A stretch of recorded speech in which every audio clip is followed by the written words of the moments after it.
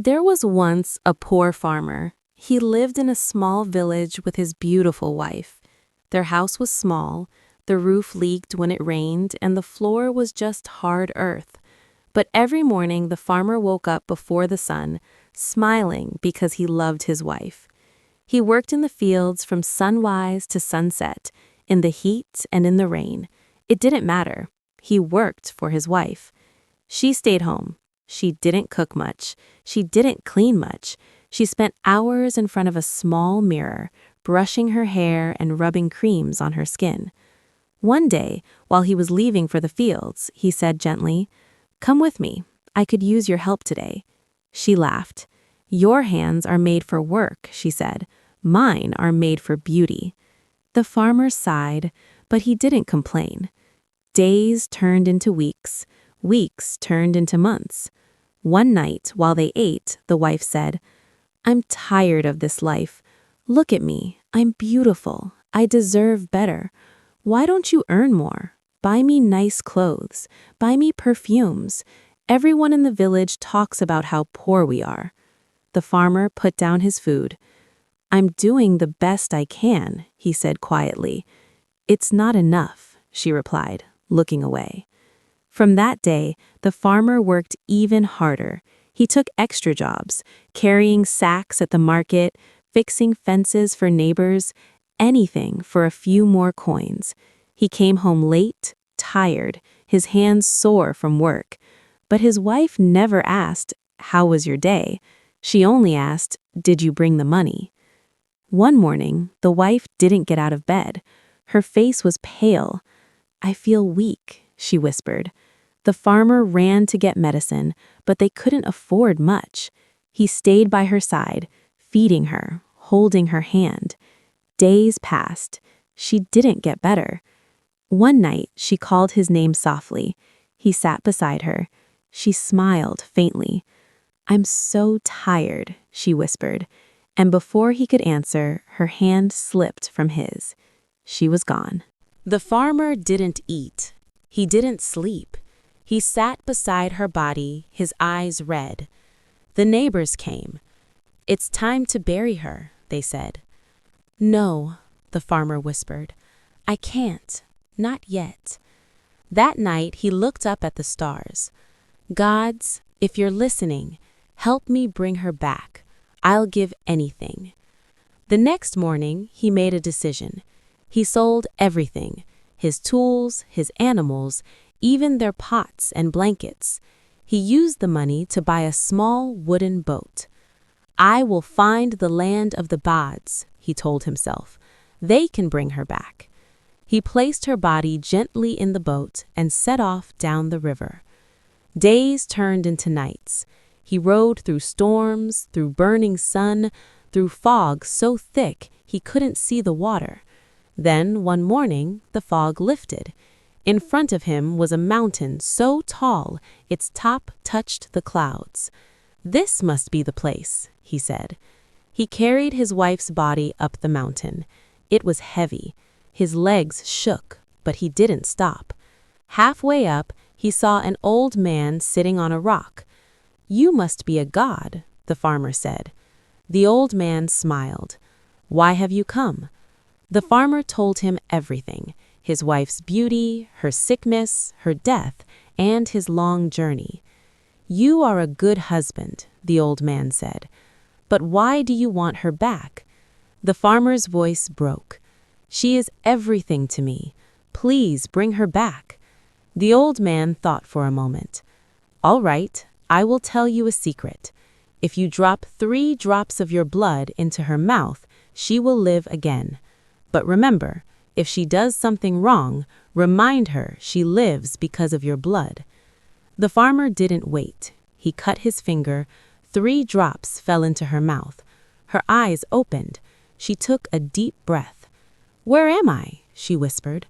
The farmer cried and held her. "You're back. That's all that matters." They went down the mountain and returned to the river. But now they had nothing. No home, no food, no money. The wife looked around the empty boat. "How will he buy me anything now?" she thought. They stopped at a busy port. The farmer went to the market to buy some food, leaving his wife alone on their small boat. She watched the bustling port with curiosity. Children laughed as they ran past, merchants shouted prices, and large ships unloaded crates of goods. The smells of spices, fish, and bread filled the air. She leaned on the side of the boat, feeling lonely and tired. A rich man walked along the dock and noticed her sitting there. He was tall and confident, wearing fine clothes, gold rings on his fingers, and a fancy hat. He stopped and looked at her carefully. A slow smile spread across his lips. "You are very beautiful," he said softly. "Why are you sitting here all alone? Come with me. I can give you anything you want." Her heart beat fast. She thought of her empty life, the hard days with the farmer, and the endless struggle. For a moment, she imagined luxury, soft beds, fine clothes, and no worries. She didn't think about the farmer's love or his sacrifice. She climbed out of the small boat, stepped onto the dock, followed the rich man onto his big ship, and sailed away. When the farmer came back, she was gone. He searched the port, asking everyone, but she had vanished. A year passed. One day in the marketplace, he saw her again. She wore silk clothes and heavy jewelry. She looked even more beautiful than before. He walked up to her. "Come home," he said.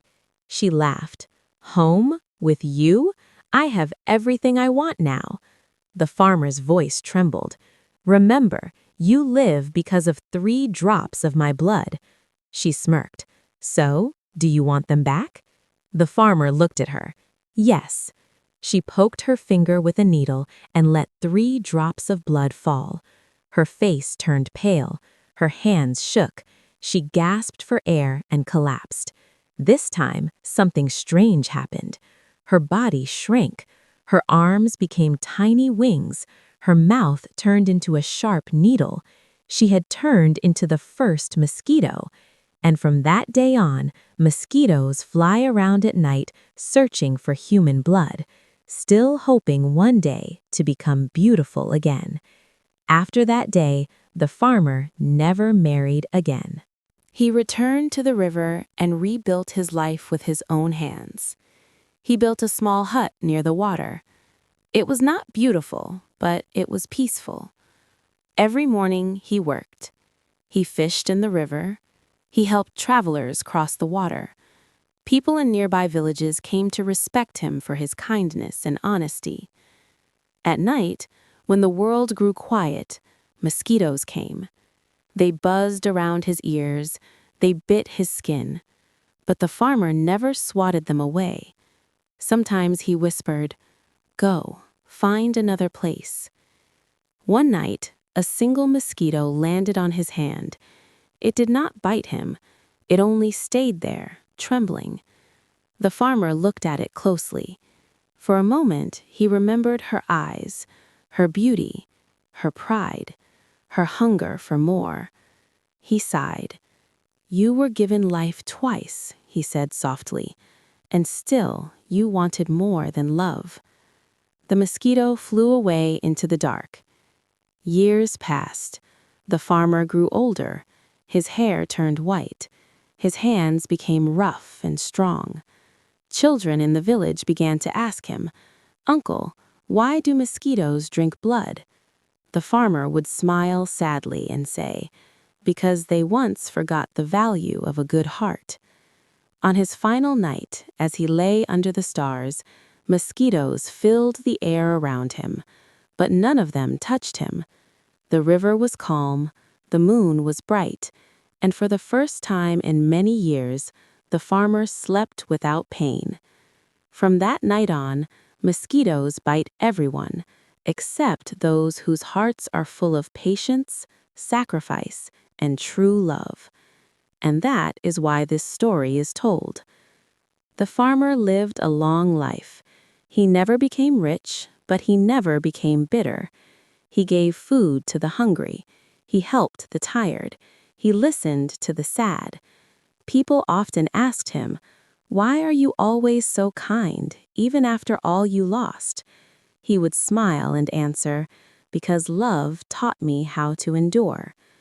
One evening, when the farmer felt his time was near, he walked slowly to the river, the same river that had carried his hope, his pain, and his sacrifice.